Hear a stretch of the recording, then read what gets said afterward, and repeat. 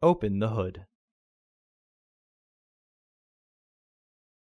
Use the hood prop rod to support the hood. The air filter is located here. There are 4 screws securing the housing. Remove the screws using a Phillips head screwdriver.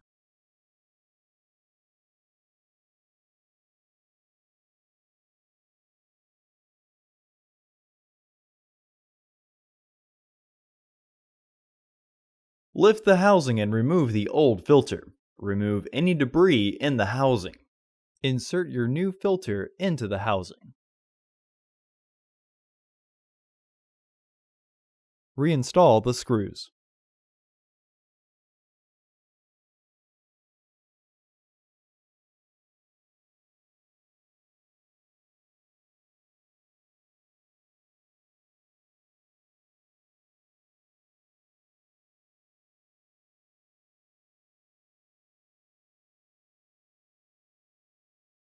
Remove the hood prop rod and close the hood.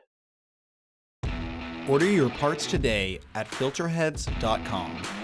Also, please like our video and subscribe to our channel so you won't miss any new content.